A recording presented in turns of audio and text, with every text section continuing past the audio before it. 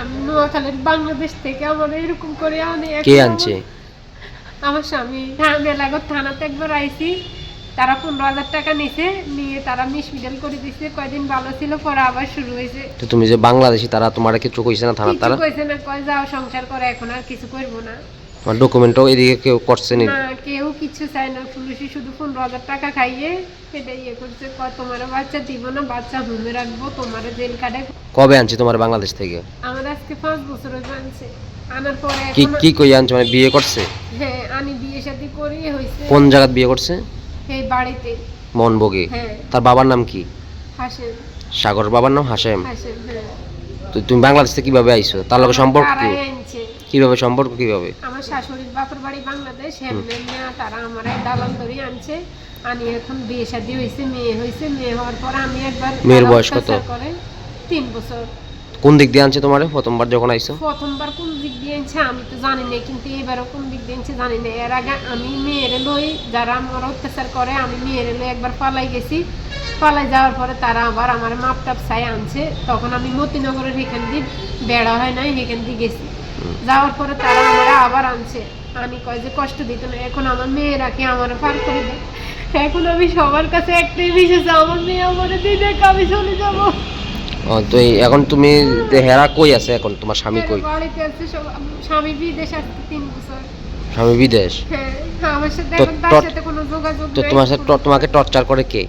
শ্বশুর শাশুড়ি, মেয়ে রাখি চলে যেত কয়, আর স্বামী সবসময় কয় তার মেয়ে রাখি চলে যেত। কোনো কাগজপত্র হয়েছে তোমার? না, এদিকে আমার কোনো কাগজপত্র নাই। কোনো কাগজপত্র নাই? না। স্বামীর সাথে যোগাযোগ হয় না? না, তারা আমার ইন টোটাল আমার আত্মীয় স্বজন কারোর সাথে তারা আমার ফোন করতে দেয় না। আমি আজকে ওই খোকন কাকা এলাকা যে হেদের বাড়ি থেকে আইসি, হেরা বুঝে দিলে কদিন ভালো থাকে, এরপরে আবার আমার অত্যাচার করে। এখন আমি সবার কাছে আমার মেয়ে চাই, আমার মেয়ে দিয়ে দিলে আমি চলে যাব।